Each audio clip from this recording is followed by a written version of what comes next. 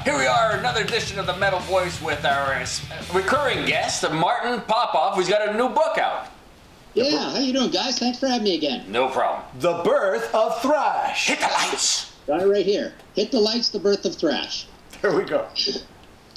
So, what is the Birth of Thrash? Can we say what? Or when did the Birth of Thrash begin? When? Yes. We can. That was probably the most interesting question I wanted to answer with this thing because, as you guys know, I did a book called Who Invented Heavy Metal, and I might still do one called Who Invented Punk. I was going to do this as Who Invented Thrash, but what happened was I decided that I was going to do one of my famous trilogies, and there's going to be a follow-up to this called Caught in a Mosh, and it's going to go 83 to 86, and then I'm going to do a third one that's 86 to 91. So, yes, the main question answered in this one, I suppose, is who invented thrash, although, you know, I wrote it kind of like my standard timeline in quotes idea.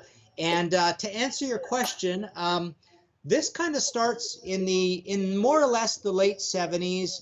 It gives some key touchstone points from the new wave of British heavy metal, although, as you know, I've done 2 books of timeline and quotes on the new wave of British heavy metal, and they're kind of all of a set, and they're all designed the same way.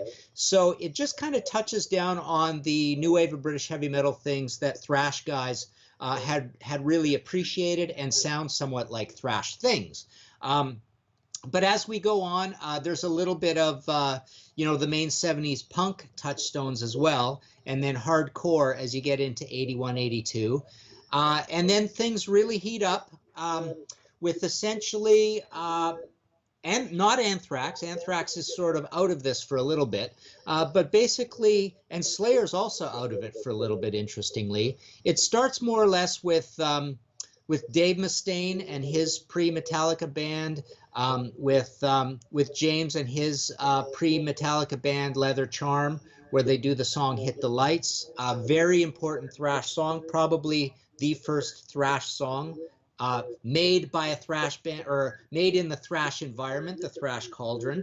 And it also starts with Exodus up north. So I could babble on and give you the whole answer right now, but yeah, if you want to ask something else, but essentially we're looking at, before we get into sort of the big answer, you're looking at Leather Charm, Dave Mustaine, and kind of the birth of Exodus. Although even the birth of Exodus comes a little bit behind this key period, which I believe is the summer of 81, with James and coming up with this whole Hit the Lights idea. Jimmy, what about yourself? Looking back on the day, what was for you was the first one that really stuck out that you say, oh boy, that's a thrash. I know what you're going to say. Yeah, I know what you're going to say. I mean, you're wearing the shirt right now. It's Accept, oh, really? Fast as a Shark. Martin, Fast as a Shark, where does it place itself in metal history in terms of speed and thrash? Okay, so that is one of the big touchstones. As you're moving forward into those new wave of British heavy metal years, you've got Accept. You know, Fast as a Shark kind of gets all the press, but there's also Breaker from the previous album, which is pretty heavy and thrash, but or fast and double bass and all that. But Fast as a Shark is a song that those thrash guys just really loved because it is, you know, a big double bass song. And it's got a thrash vocal, and it's got a very sort of simple, rigid, militaristic riff to it. But before that, you know, something I forgot that's also very important along those lines, and thank you for reminding me, is Motorhead with Overkill. You know, which is, you know, the first double bass song where it's double bass all the way through. And Motorhead is also one of these bands that has a little bit of that recording lo-fi on purpose idea, a gruff vocal on purpose, and Motorhead is really the first band. You know, I sometimes bring up Rainbow Rising or the Sex Pistols album, or even AC/DC Let There Be Rock, as the first albums that had no mellow music on them whatsoever, no mellow songs. Well, Motorhead really does that deliberately, because basically they never made any mellow songs for the first, you know, bunch of albums. And essentially Overkill is where they really pick up from the debut, which is a little stodgy sounding. But they've got Overkill, Overkill, Bomber, Ace of Spades, all, you know, in a very tight time frame, way pre-thrash. So that's where it really picks up. But you're right, Fast as a Shark, Motorhead. The other, what I call dirty new wave of British heavy metal bands are the baby Motorheads. You've got, Tank and Girls' School and Warfare. Venom is also very important for the Birth of Thrash. There's a lot of Venom quotes in here and a lot of Venom touchstones because, again, lo-fi on purpose, thrash vocal, very evil sounding music, the Diablos in Musica, tritone idea, a thrash vocal, and actually there's even a little bit of Black Sabbath in the lead up. I get past the lead up in this thing pretty quickly, but Black Sabbath is almost considered by these guys to be thrash slowed down because it does have the same sort of riff structure, and I guess a key Sabbath song would be something like Symptom of the Universe. So there's all your preamble stuff. I always thought Go Down was a ballad off of Let There Be Rock, so. Oh, yeah. Yeah, we always thought Problem Child was a little poppy and suspect. I mean, Let There Be Rock. yeah, for Let There Be Rock could be, I mean, that whole album, like Martin said, that whole album is relentless. So, Yeah. But I mean, for my own self, coming into the early 80s and discovering the bands, I mean, there was nothing for me that even came close to that first Metallica album, Kill 'Em All. I mean, there was nothing like it. Even Maiden sounded tame next to that album, Yeah. Here, the answer is clearly Metallica as a band and Kill 'Em All as an album. That absolutely is the first thrash album. And I do remember, and I write this up in the book, I have kind of intros to the years where I reminisce and kind of like summarize all the things that you're going to see in a lot of detail with a lot of quotes from these bands. Actually, one of the cool things in this book, Kirk Hammett, when he was helping me in being a big contributor to my upcoming Rush coffee table book, I told him about this concept, and he volunteered his time and over a series of phone calls where he gave me a bunch of quotes about the early days of Exodus. So that's all in here as well. And what he told me is very, very, it's heartwarming that he wanted to make sure the story got told and the story was told right. And he explained a lot of what goes on or what went on in those early days up in San Francisco in the Bay Area with the various venues in Exodus there. So the album Kill 'Em All, I remember hearing that for the first time. I'll never forget it. It was we bought the import. I remember the very first impression in one word would be angry. Yeah. It was a very angry album versus all the new wave of British heavy metal things we knew, which always had a little bit more of that 70s vibe, a little bit more progressive, twin leads and all that kind of stuff. This was a new sort of angry vocal, like this guy haranguing you, bullying you from his microphone. And all the riffs were very kind of like rigid, straight to the point. There wasn't much to the arrangements. The arrangements of this album, it had great production quality, but it was two guitars, bass, drums, and a guy who kind of like wasn't really singing all that well. He was doing a lot of shouting with his singing, right?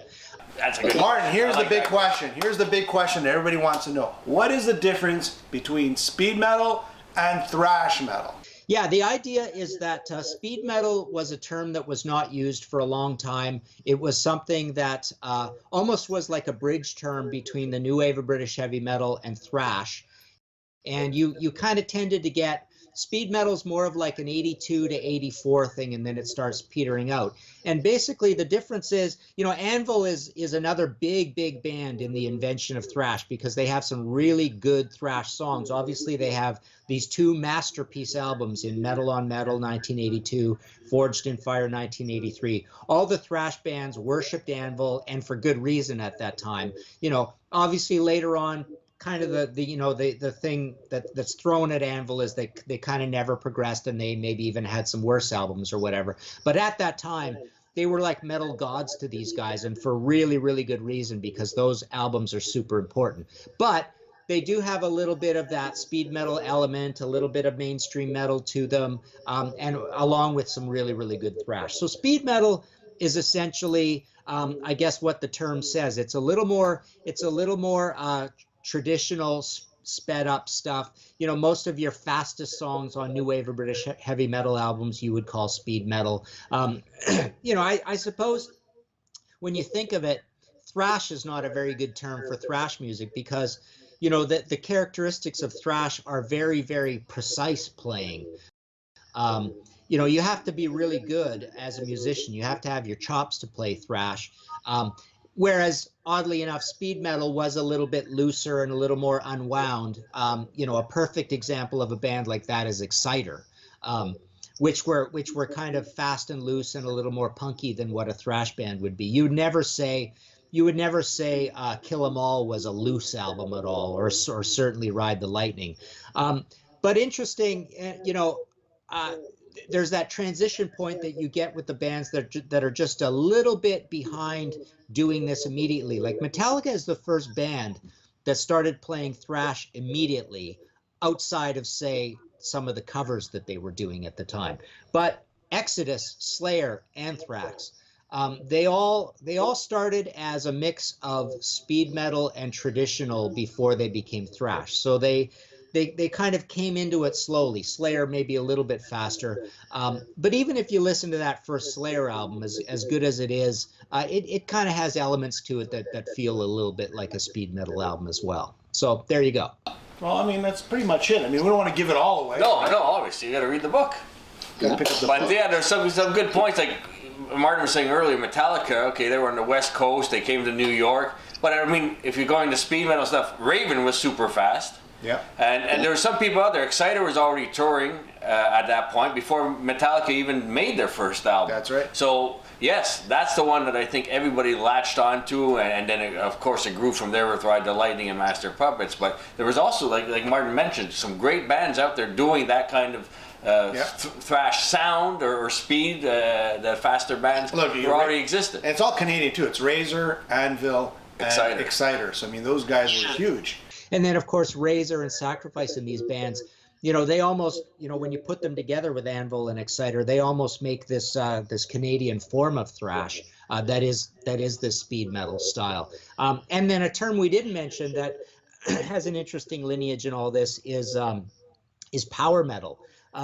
You know, power metal, before it became what it's known as now, you know, I call it ballerina metal, frilly sleeves metal, you know, very melodic, you know, very, very, you know, high singing and all this stuff.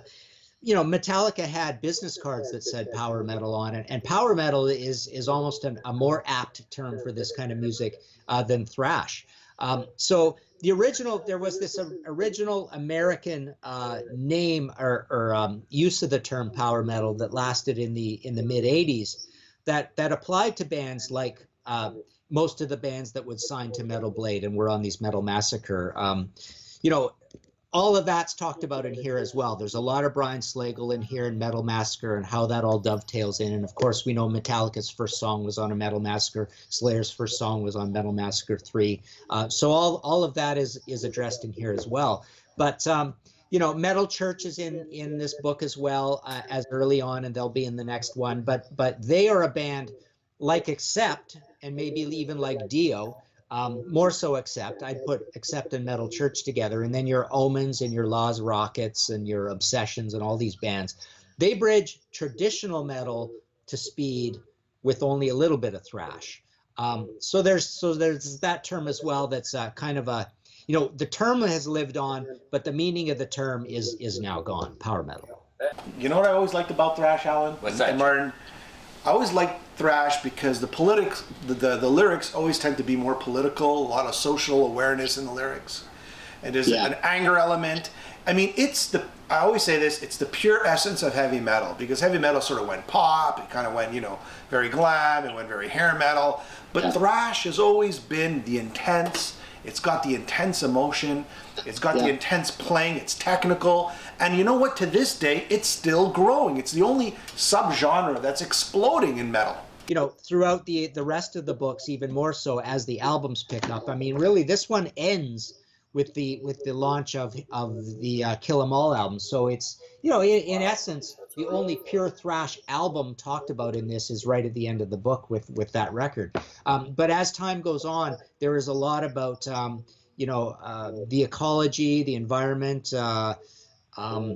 The Reagan era years, the Cold War, nuclear waste, nuclear destruction, all through a lot of the thrash lyrics. So yeah, very socially conscious. It's quite political music, and they pick that up, or they do that in common, at least with hardcore, especially American hardcore.